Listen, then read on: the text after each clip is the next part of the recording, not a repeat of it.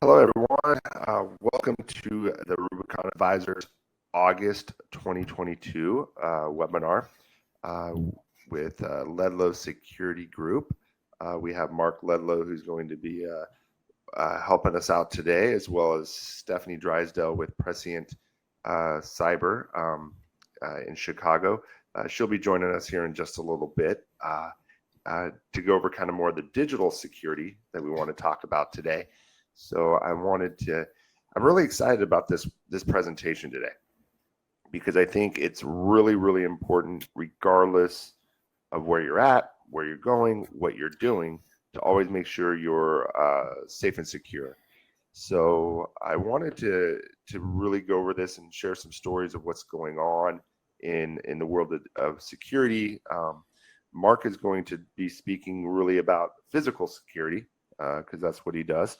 And Stefanie's going to be speaking a little bit about the digital life and how to protect yourself online. So with that being said, let me do a little introduction here about Mark and then about Stefanie as she jumps on. So Mark began as a wildland firefighter for several years while attending college. He joined the Marine Corps for an 8-year contract, and during this 8 years, he had tours in Mexico, into Nicaragua. Mark was NCO of Communications and Logistics. He also worked as a youth corrections officer and worked as a reserve police officer. Upon graduating with a bachelor's degree in criminal and psychology, Mark worked at Washington Mutual and as a risk manager and key bank in business development.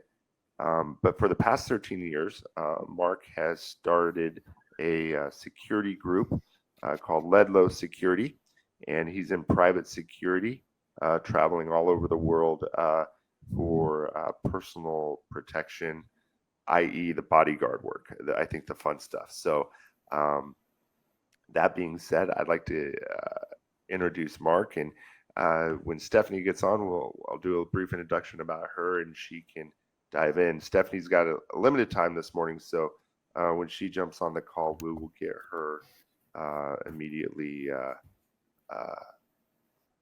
going here. So let me turn off the shared materials if I can figure out how to do that. And there we go. And Mark, welcome. Thanks for joining today and helping us out, going over security. So tell me a little bit about what you do and what you got going on. Hey, Brian, first of all, thank you for having me on your platform with your clientele. And shout out to your clientele for spending the time with you on the webinar. And Josh Bancroft, shout out to my buddy there in Grants Pass, running Rigs and Rides. And shout out to his business there in GP, good friend of mine too. And thanks, shout out to Stefanie for coming on. She's a good friend of mine in the security industry in Chicago and cybersecurity. She's a thought leader, and she's very influential and has a huge platform in cyber. We're interesting times right now. As we all know, we're in the midterm election cycle, and I think the thought was it's going to be America could be burning down, and we have civil unrest and all that before the midterm. But what we're seeing is quite the opposite. And I just attended an ATAP conference, Association of Threat Management Professionals in Orange County. Lawyers were attending, state police, FBI, just security thought leaders in their industry. And with that, what I've learned from different conversation is it may not be that bad because we have, the current administration, their base is, pretty happy with that person being in office. And so we may not have that polarization on the ground like we saw in, the burning of the presidential election and the burning of the towns and cities. From that aspect, that may not be as bad as we saw in the last presidential. So maybe calmer from a corporate standpoint, corporate risk management standpoint.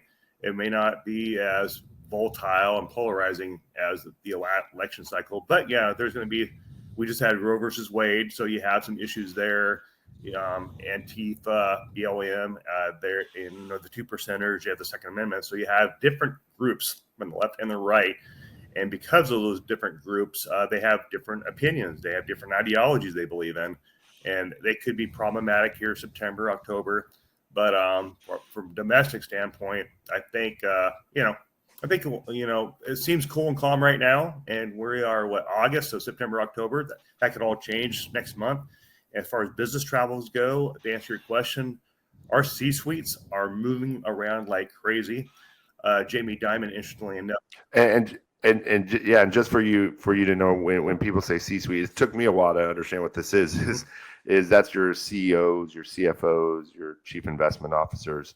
Yeah, they're the C because they have chief in front of their name. So they're moving around. They are traveling. I know one of the guys with if I said the name, you'd know who they are, and they are busier than heck. Their travel is doubled. And Jamie Dimon had a memo out and said, hey, we will not just sit on Zoom calls anymore and try to get this done. We have to get back to work because our competition is beating the crap out of us. He said that like 8 months ago.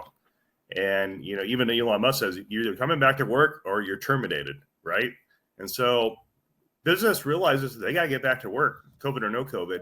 So that's what I'm hearing and seeing out there in the workplace. So that being said, with traveling, because I think now that the quote unquote pandemic is over, in a sense, or at least where we're feeling the freedom again of traveling and going. And I mean, I'm looking at airfares when I want to travel, even for business or pleasure. Is the cost of travel is so expensive now, whether it's gas, whether it's airlines, all the above. So when we talk about travel, and again, security, making sure we're protected, now we're not worried about necessarily unrest, right? If I were to go to DC, I'm not necessarily worried about protesters and that sort of thing. So now when it's just kind of looking back on us as individuals, and we want to make sure that we're taken care of and we're going to be secure in wherever we're traveling, what are some good steps that you should take as you're traveling or doing stuff to keep yourself safe? Hey, like we mentioned yesterday, like if you're ordering an Uber, just memorize that plate you see on your app and make sure you get that in that vehicle that had the same plate, key one. And then, there's still some stuff going around. People are still getting sick. I was with a good friend of mine in Irvine. She just contracted COVID for the second time 3 days ago now. I was exposed to her. So, wear your mask. You don't know who you're around. And if you don't want to wear a mask, that's totally your freedom to make that choice. But it's still, the bug's still going around. It's going to mutate 1,000 times. Use wipes for your hands and just sanitize. I think the biggest risk right now is, the different variants we're going to see of COVID-19. That's going to be the biggest risk. I was down for 2 months after I had it, 2 months. And I mean, as my clients know, and you and I talked about yesterday, I was in the hospital for a week when this happened. So we're getting Stefanie on board. There's Stefanie, and I like the background there, Steph. So we're gonna go back to what Mark said in a while, but I know Stefanie is limited on time, so I want to make sure Stefanie gets a chance to talk about the digital world, because I think now we're so encompassed that everything that we do is digital. We shop online. When we get our Uber, right, when we're traveling, we're using our phones and that sort of thing. And so, Stefanie, welcome. So Stefanie works for Prescient Security in Chicago. She's vice president in charge of cyber. Has a great resume. You can look her up on LinkedIn.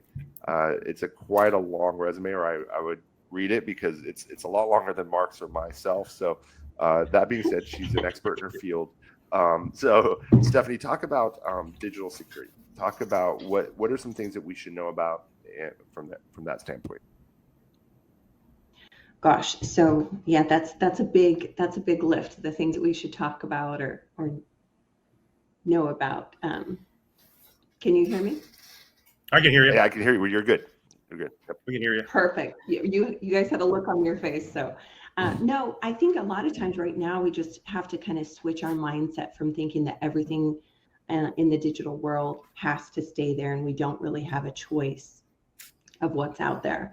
And also that oversharing doesn't matter. I think there's this mentality that it's out there, there's nothing I can do about it, and who cares if I post my vacation photos or pictures of my kids. And I think switching that mentality to understand that data is the new gold, and it will be weaponized, and it will be taken for someone else's gain if we don't protect it like it matters to us. So I think just kind of switching that mindset would be the first place I would love for us to begin. Okay, so you mentioned something really good. So I'm gonna ask you to expand upon that. So I'm out on vacation with my family. In some ways, that's the only way other people in my family can see pictures of my kid. So what's wrong with putting that on Facebook, or how should I do that in a better way? Sure. So the first thing that's negative is it can be weaponized, right? So it gives a sign of wealth to other people. You know, if you're staying in an expensive place, it kind of gives them an insight into your world. It lets them know who the inner circle is. So if they wanted to social engineer you, it would be easy to look around and say, okay, well, they travel with this other couple, or, you know, these other family members or whatever. It gives insight into your home being left unattended. So if your home is, locked up, or no one's there when you're traveling, then of course that may be a good time for someone to maybe pop in unannounced, without your permission. So I think just kind of getting into understanding that, maybe pictures of your kids and stuff like that, just not so good. So if you want to share it with your family, it's super cool, but maybe create like a small closed Facebook group, or a social media group that is locked down and only certain members are permitted. So then that way there's a little bit more of a gatekeeping aspect to who gets to see the things that you share. Knowing that any platform can be compromised at any given point. So sharing it at all puts people at risk. But outside of that, as long as you're not, posting pictures of your social security card or anything, it's good to just be able to have kind of like a close group of people, and just maybe not in live time, but maybe, a day or two after you've left that location, or after you return, to kind of share it to that, and, not give too many identifiers, and just kind of leave it a little bit open. So I know Amazon loves my house. We get things delivered all the time, which I think, that's the world we live in, and I think it increased during the pandemic. So what are some things we can do online? Because I don't think that's going away, right? You got to buy stuff online. The brick and mortar stores just don't have the supply that they used to, at least when I was growing up in the past, where you couldn't find anything unless you went to a store. And the notion of having that store order you something was really foreign. I still remember the first time I ordered a CD because I was so excited. I wanted the soundtrack. And they said, well, we could order it for you. And I was just like, what are they talking about? But they don't have it. And so now it's like we just order everything. And so how do we protect ourselves from that? What are some things we can do as we're shopping online, or having to do some things online? What are a couple of things that we can do to protect ourselves? You brought up an interesting topic. Someone actually just reached out to me yesterday. They were online shopping on a company that they had actually purchased from prior, but the company had since fallen down in the Google search results, and another company had paid to promote themselves, had the secure certificate, for the HTTPS, which is what we tell people all the time, look for the little lock in the URL to make sure that you're on a secure site. This one did have a secure site. It was at the top of the Google search results through the ad. But after purchasing something from there using PayPal, which I definitely recommend using a third party to go through, rather than just handing your credit card number over to, the party themselves. But they got a notification from PayPal that the transaction went to Russia. And it wasn't the website they thought at all. Wow. So it's getting harder. It's getting a lot harder. But just to know, just double, triple check the website that they had went to from the search results was a typo squatting. So that basically means that the URL that would normally be typed in, the good one, is just slightly varied. And so there was like an extra letter or just a slight difference, so that people who make mistakes would accidentally end up on the scam page.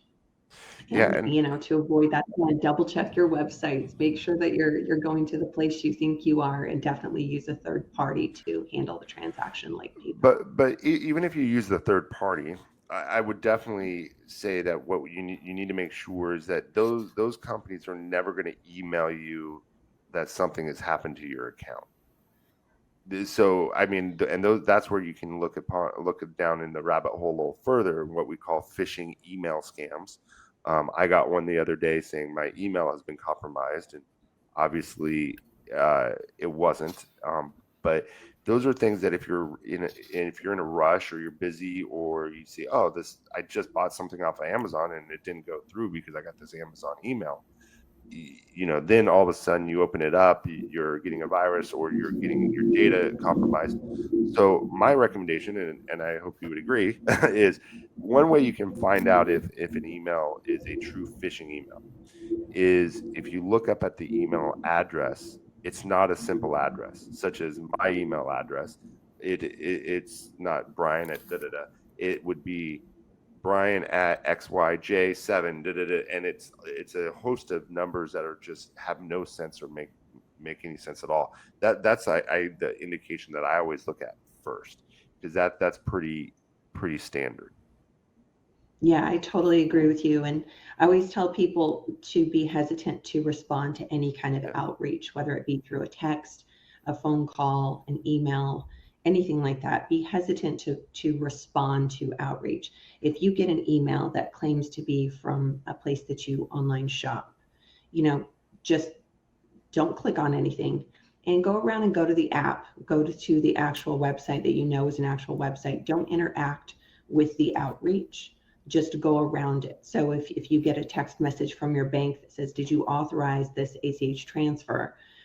Don't interact with the text, but go to your banking app or give them a call or whatever you need to do to go directly to the source. And that's just good rule of thumb for anything. These grandparent scams where people will reach out and say, I'm calling on behalf of your grandson. He's in jail. He needs you to wire him money. Those happen a lot. And so if you just get in the habit of not responding or letting someone, create urgency, that benefits them, but maybe not you. So yeah, just take your time, go to the source. Yeah, and I think that's the biggest deal through all of this. And I want my clients to know as they're listening. I'm not trying to put the fear of God in you per se. I think it's just one of those things where you have to step back and just know I have to unfortunately take a couple extra steps that I didn't have to take last year.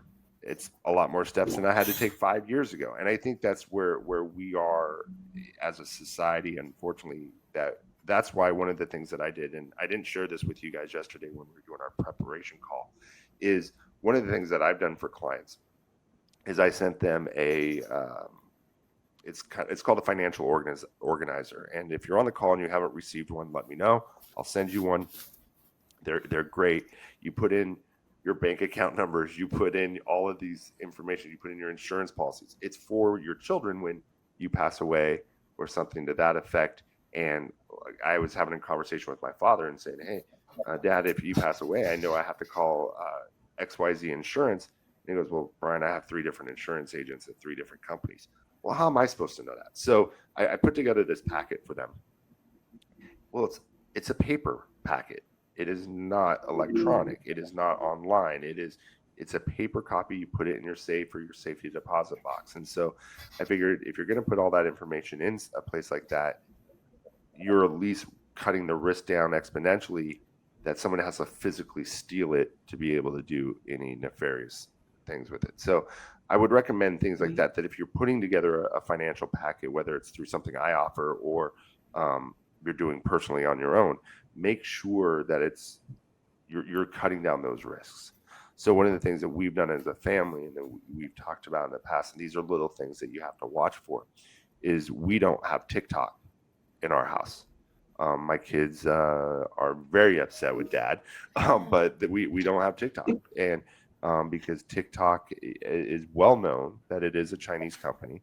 And I'm not all anti-China. What I'm saying is that in their service agreement, it says in there that you agree that they can lift whatever information they want off of your phone. You've given them permission by using this app. So those are little things that we try to stay in the know. And you look at things, I wouldn't let my Ford app on my phone if it could get all my data. So it doesn't matter where the app from is. You just got to look at what's behind the app. And I applaud these cell phones, because one of the things they're doing is, if you notice on your iPhones in particular, if there's an orange dot while you're on an app, that means it's accessing some of your data.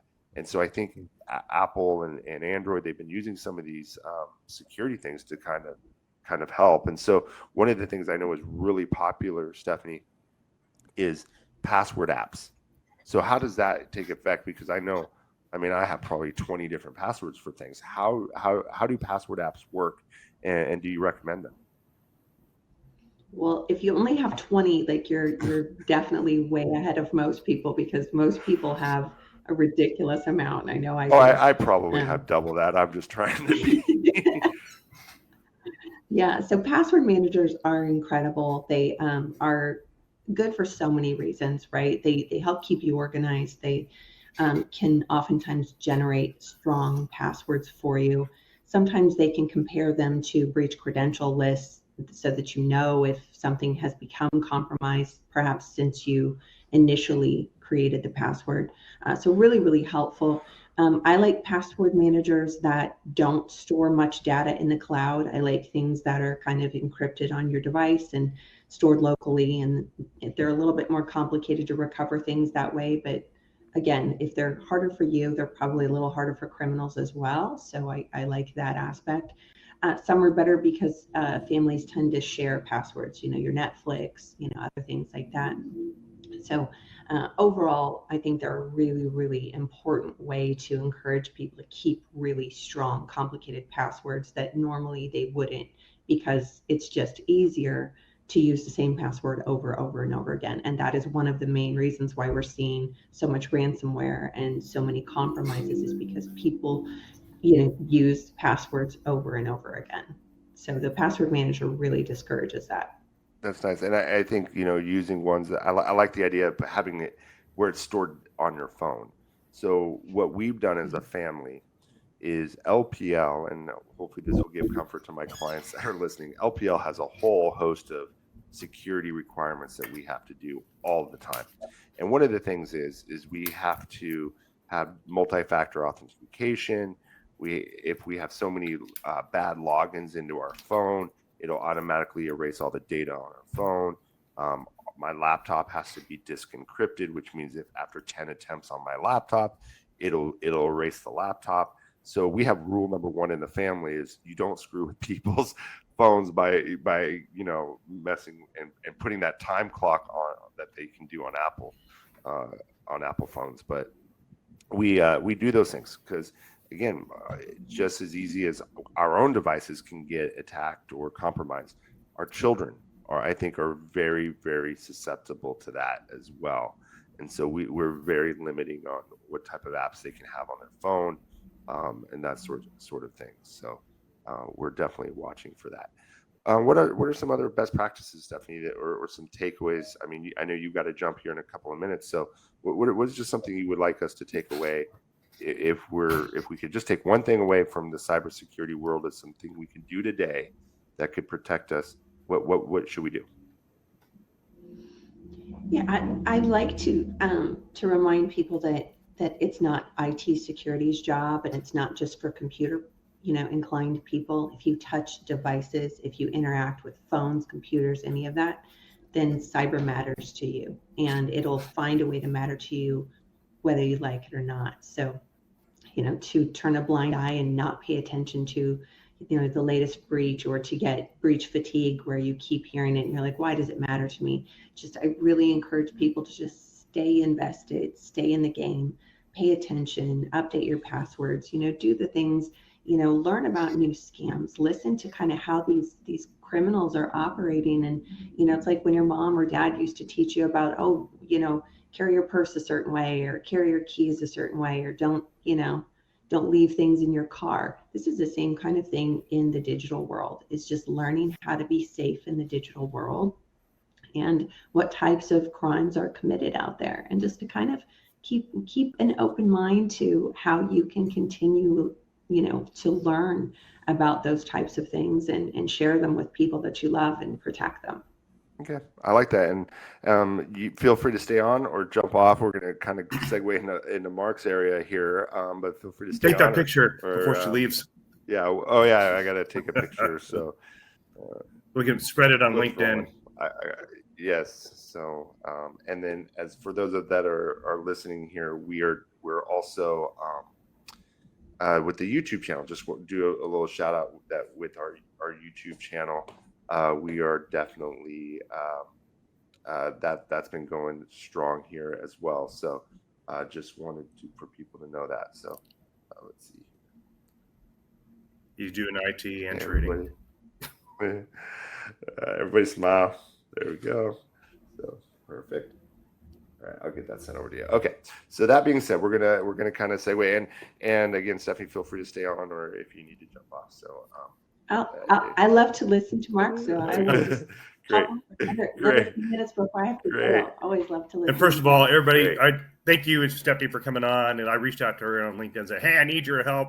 I don't know much about cyber. This is your world, your wheelhouse. So she was gracious with your time. For the audience listening, Stefanie is like a thought leader, expert in cyber, and she's highly recognized in her peers on LinkedIn and in the industry. So a shout out to Stefanie and giving us her time with Brian's clientele. Yeah, I appreciate that. So one of the things is, as we segue into now more the physical interacting world, is a couple of little things that have happened in my world, and I want my clients to know that this is I take this part very seriously. So I got an email. This happened about 6 months ago. I got an email from a quote unquote client that said, Brian, I need $5,000.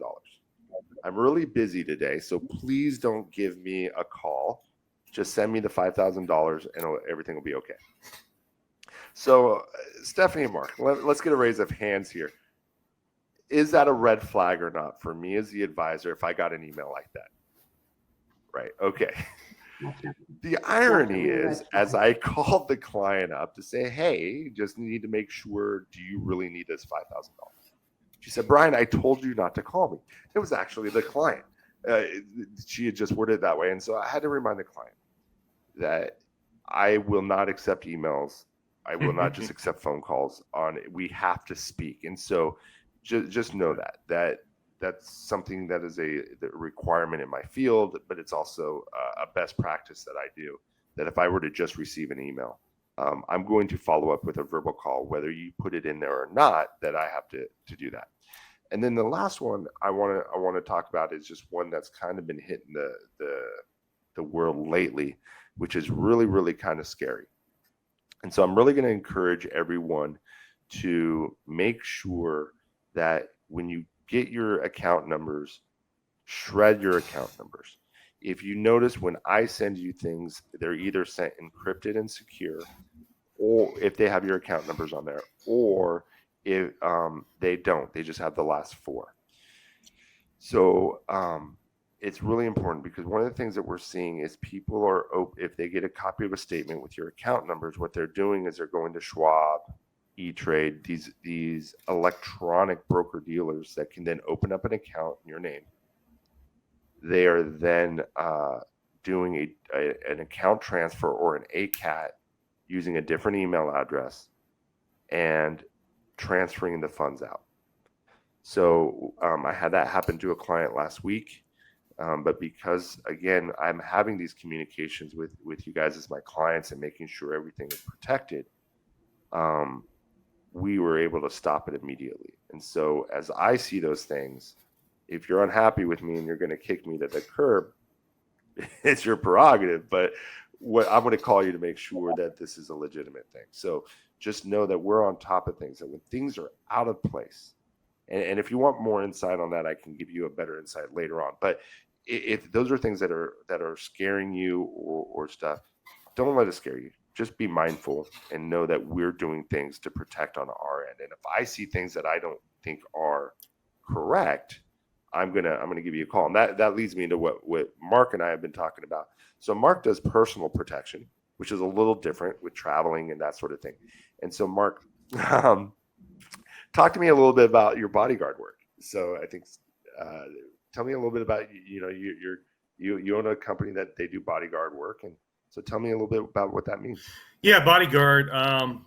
Best way to explain that is like, you have the Secret Service to the president, right? Well, we're the Secret Service to the private sector. Either that's high net worth corporations. Corporations hire us like when they have to lay somebody off, and that person they laid off threatens them to do bodily harm or threatens reputation damage, and or it can be a major layoff to where they call it workforce reduction. And we just did one. We had 10 guys in San Francisco Bay Area supporting a certain very high profile client. And we had guys there for 2 weeks after they terminated the former head of security at that organization. So we were there for 2 weeks, and we sit on an estate, and watch a high net worth family's estate and make sure nobody from Hollywood jumps their fence in Bel Air and robs them, which is happening quite a bit right now in LA.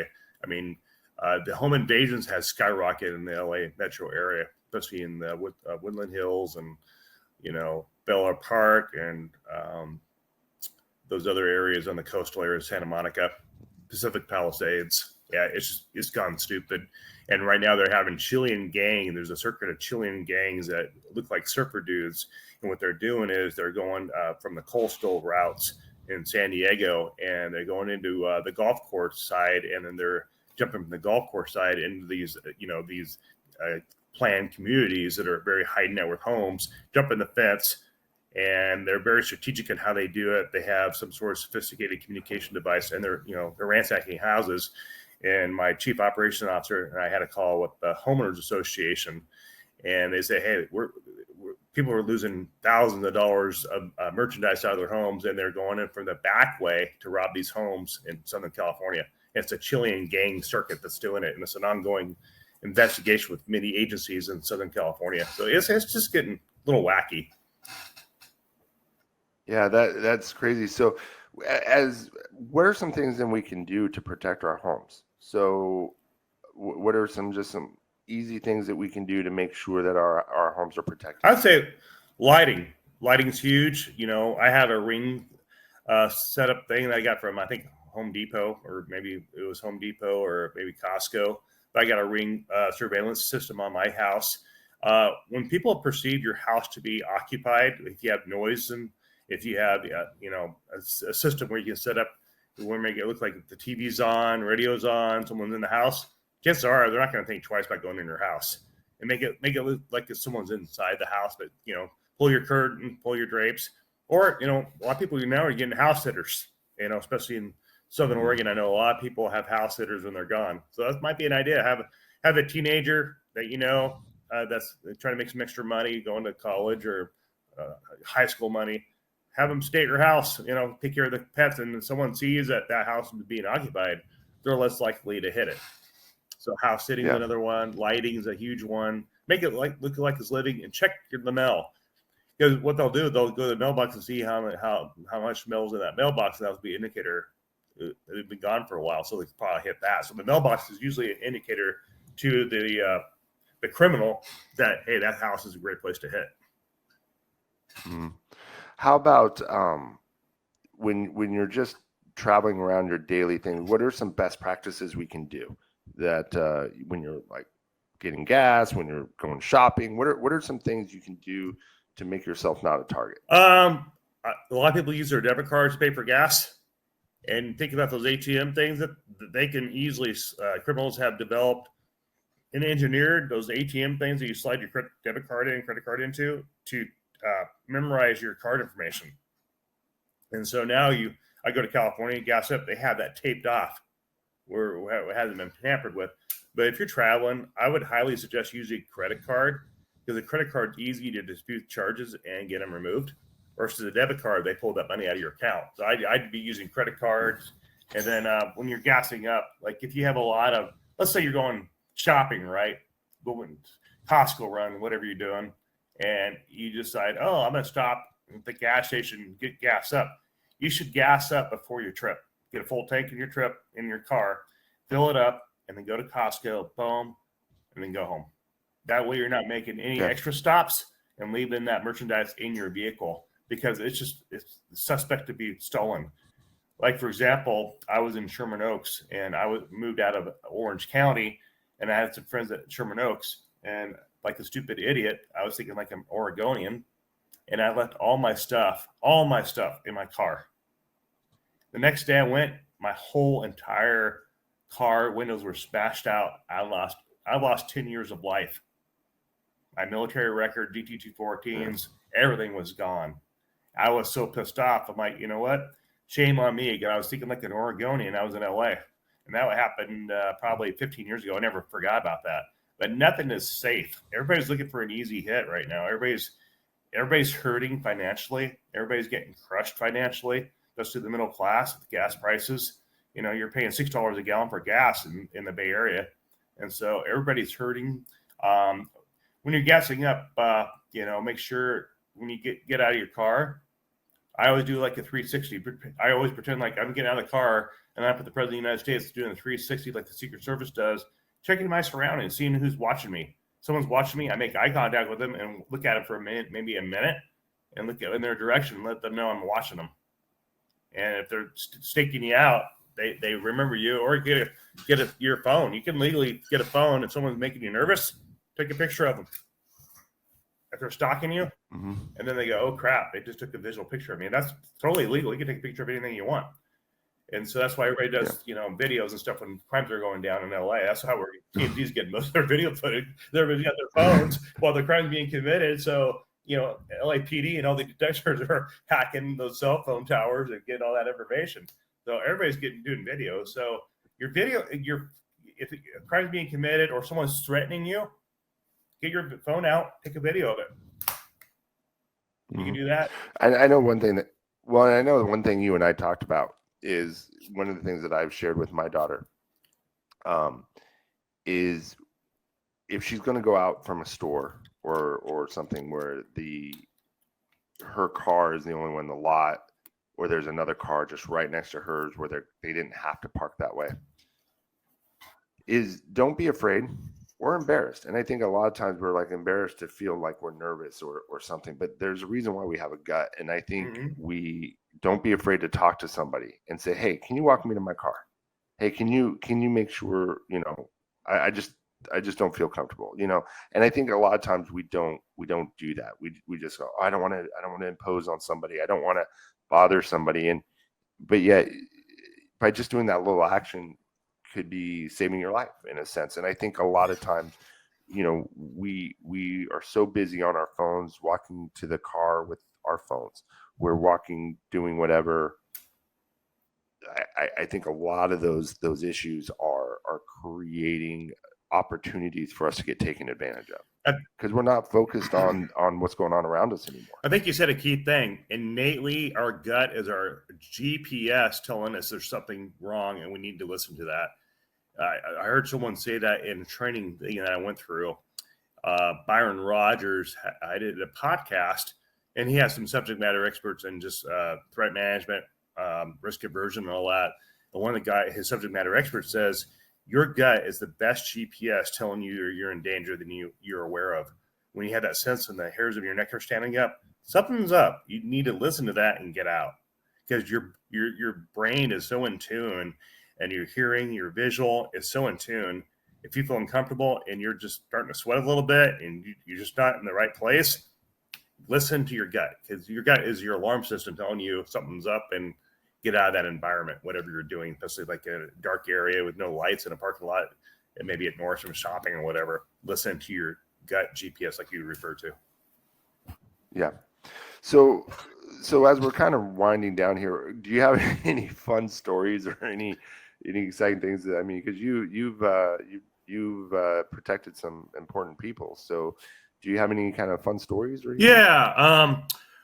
Back when I was in my 30s, I was on a detail protecting a crown prince from the Middle East. There was 3 Escalades that are blacked out, and we're rolling around with a bunch of kids, basically his nephews and nieces, and we're all with them, and the nannies were with us. And we roll in, we parked the Escalades on the side of the road there in Santa Monica by the beach, and we're all getting out. You have a bunch of white dudes getting out with a bunch of people that had head dressings from overseas. We just don't look the part. We don't fit in. And as we're getting out, I noticed there's some gang members in the parking lot watching us.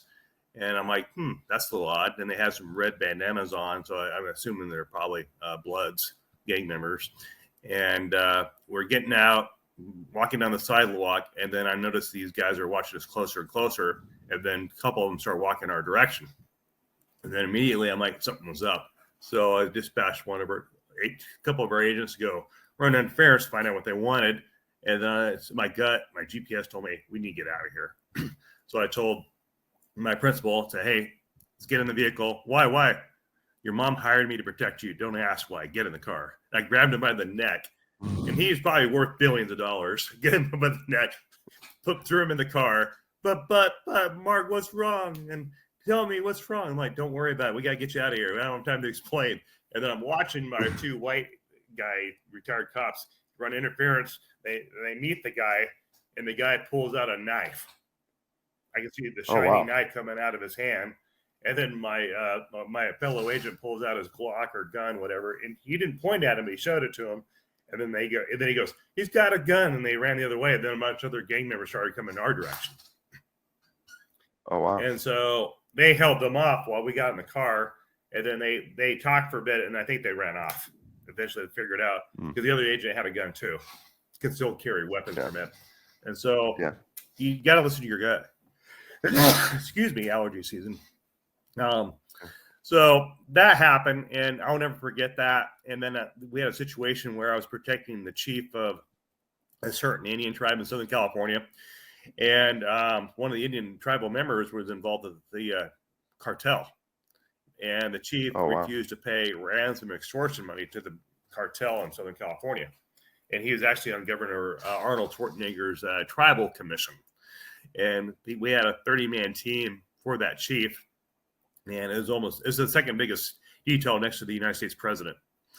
And I was on there, and I remember sitting in the gas station getting gas and having one of the guys who was working with the mafia tailing me back to the gates of the tribal reservation. And he pulled up next to me, and he just kind of did boom, boom, like that towards me while he drove by. I was like, oh, crap. It's a little nerve-wracking. But I heard shots fired. It's Highlands, San Bernardino. Every night people are shooting guns or whatever. It's just that's life in Southern California. But coming from Southern Oregon, moving down there and exposing myself to that environment, it was almost like going to boot camp in the Marine Corps all over again. It was such a culture shock. Yeah, I think you got to, and I think that's where. As we wrap up here, as we travel and we're all over the place, as we all have our things, or we're excited about traveling internationally again or domestically, I think it's taking a little bit of extra time to observe everything around you. Don't stick out. I know one of the things I do when I travel to Israel is I don't advertise that I'm an American. Not that that's a bad thing per se, but it just puts a light on you. Right. And so you want to be kind of under the radar. Travel because of why you're traveling, to go see the sights and go do things.